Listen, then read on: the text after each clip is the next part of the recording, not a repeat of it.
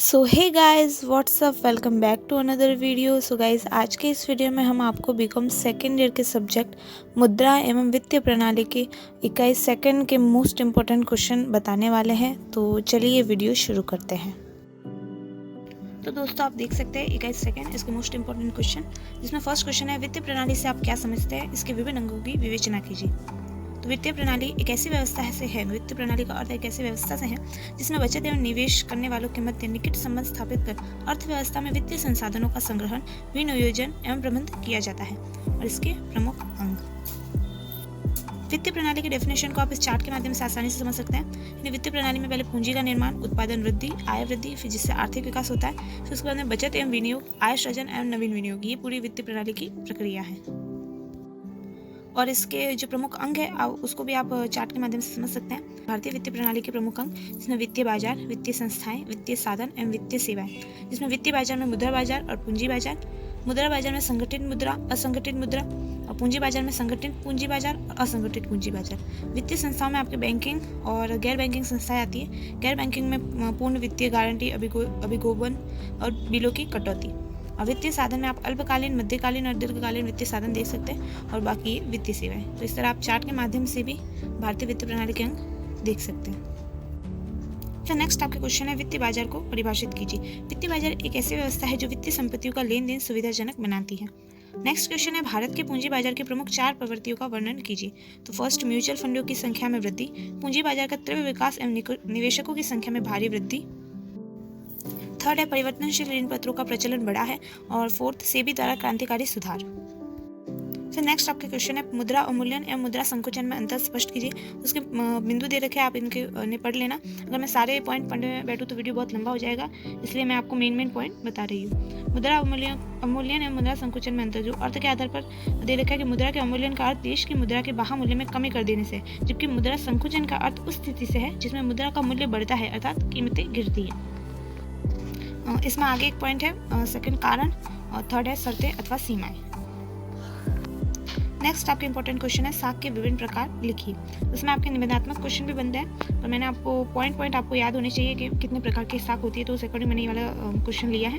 स्रोत के आधार पर व्यक्तिगत, व्यापारिक एवं संस्थागत, समय के आधार पर अल्पकालीन, मध्यकालीन एवं दीर्घकालीन, प्रयोग एवं उपयोग के आधार पर औद्योगिक, व्यापारिक, व्यावसायिक, उपभोक्ता, कृषि, और क्षेत्र के आधार पर शहरी एवं ग्रामीण, और सुरक्षा के आधार पर सुरक्षित एवं असुरक्षित साख। फिर आपका नेक्स्ट क्वेश्चन है साख सृजन करने की प्रक्रिया एवं इसे प्रभावित करने वाले तत्वों को स्पष्ट कीजिए। तो साख सृजन की प्रक्रिया, ये 3 पॉइंट दे रखे हैं। और साख सृजन को जो घटक प्रभावित करते हैं, इसमें देश में विधि ग्राहक मुद्रा की मात्रा, जनता में बैंकिंग आदत, ये मेन पॉइंट है।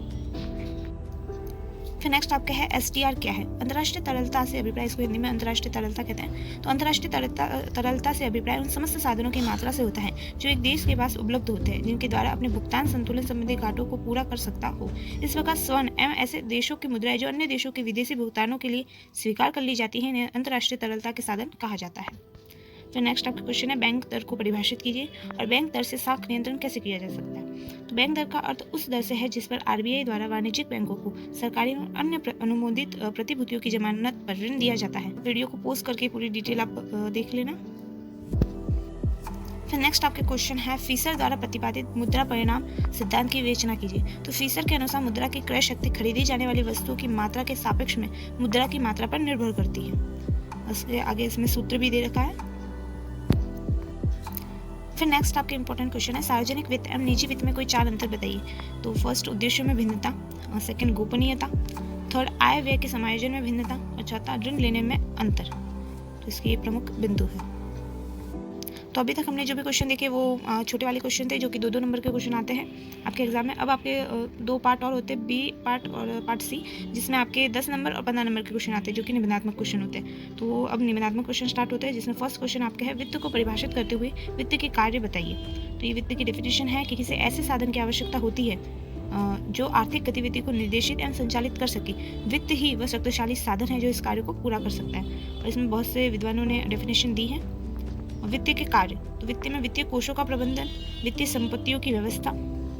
वित्त के कार्यों को भी आप इस चार्ट के माध्यम से समझ सकते हैं। पहला, व्यापक दृष्टिकोण पर आधारित कार्य, जिसमें वित्तीय कोषों का प्रबंधन, वित्तीय संपत्तियों की व्यवस्था, वित्तीय तरलता संबंधी कार्य और वित्तीय लाभदायकता संबंधी कार्य। सेकंड है व्यष्टि दृष्टिकोण पर आधारित कार्य, जिसमें वित्तीय कोषों का नियोजन, विस्तार, नियंत्रण एवं आवंटन, और सामान्य दृष्टिकोण में नकद प्राप्ति एवं संग्रहण, नकद कोषों की सुरक्षा, नकद एवं उधार कोषों का लेखांकन, कल्याण कोष संबंधी कार्य।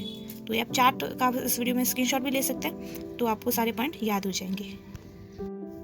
और ये वित्त के जो कार्य है उसके बारे में पूरा डिटेल है।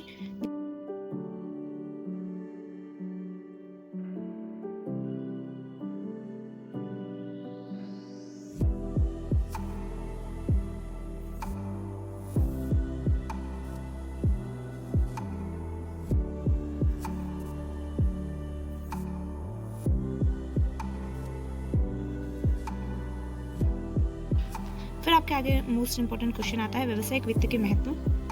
तो इसका पहला पॉइंट है व्यावसायिक विशेषज्ञों के लिए उपयोगी, अंशधारियों के लिए उपयोगी, निवेशकों के लिए लाभदायक। इसमें भी आगे वित्तीय संस्थाओं का आधार, सरकार के लिए वित्त की भूमिका, आय वितरण में सहायक, श्रमिक एवं कर्मचारियों के लिए उपयोगी, अर्थव्यवस्था के अध्ययन हेतु महत्व। वित्त के महत्व में भी आप ये वाला चार्ट देख सकते हैं। इसमें आपके ये सारे पॉइंट अगर आप याद कर ले तो आप इसमें से निबंधात्मक क्वेश्चन लिख सकते हैं, क्योंकि आपको मेन पॉइंट याद होना जरूरी होता है। तो आप ये पॉइंट यहाँ पे देख सकते हैं, इस चार्ट के माध्यम से आप इसका स्क्रीनशॉट भी ले सकते हैं। फिर आपके नेक्स्ट क्वेश्चन है वित्तीय प्रणाली क्या है, इसके विभिन्न अंग। तो ये मैंने आपको उसमें छोटे वाले क्वेश्चन में भी बता दिया था, यहाँ पे निबंधात्मक रूप में बताया गया है। निबंधात्मक रूप में बताया गया है क्योंकि ये बड़े क्वेश्चन होते हैं जिसमें आपको डिटेल पूरा लिखना होता है। आप देख सकते हैं इसमें आपको लिखना क्या होता है, जो पॉइंट दे रखे हैं उसमें आपको अंदर क्या लिखना है। जैसे वित्तीय बाजार, तो उसमें उसकी डेफिनेशन दे रखी है कि वित्तीय बाजार ऐसी व्यवस्था है जो वित्तीय संपत्तियों को लेन देन सुविधाजनक बनाती है। तो आप यहाँ पे देख सकते हैं।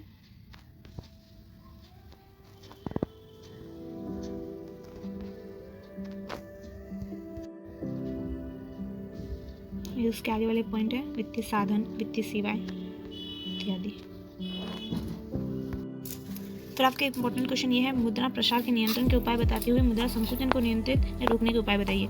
यानी इसमें 2 पॉइंट आपको दे रखे हैं कि मुद्रा प्रसार के नियंत्रण के उपाय या मुद्रा संकुचन के नियंत्रण के उपाय। तो पहले आप देख सकते हैं मुद्रा प्रसार के नियंत्रण के उपाय, जिसमें ये पहला पॉइंट है मौद्रिक साधन।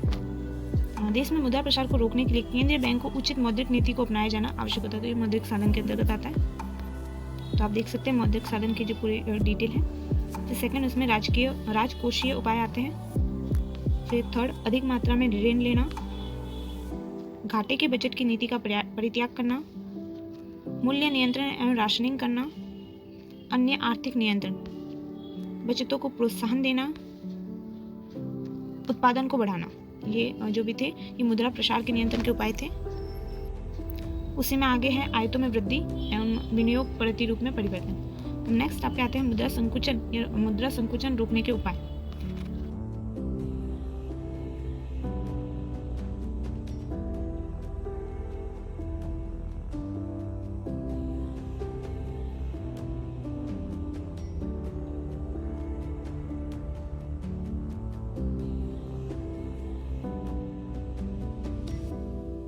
फिर आपके नेक्स्ट क्वेश्चन है मुद्रा प्रसार अन्यायपूर्ण है और मुद्रा संकुचन अनुपयुक्त है। यानी दोनों ही सही नहीं है। दोनों में से संभवतः मुद्रा संकुचन सर्वाधिक बुरा है। तो ये लाइन ये कहना चाहती है कि इन दोनों में से जो मुद्रा संकुचन है वो सर्वाधिक बुरा है। तो इस कथन का विश्लेषण कीजिए। तो ये पूरा क्वेश्चन की डिटेल है। तो इसमें आपको मेनली करना क्या है कि मुद्रा प्रसार है उसके जो भी दुष्प्रभाव है वो बताने और मुद्रा संकुचन के बताने। तो लास्ट में आपको मुद्रा संकुचन ज़्यादा बुरा क्यों है वो आपको डिफाइन करना है।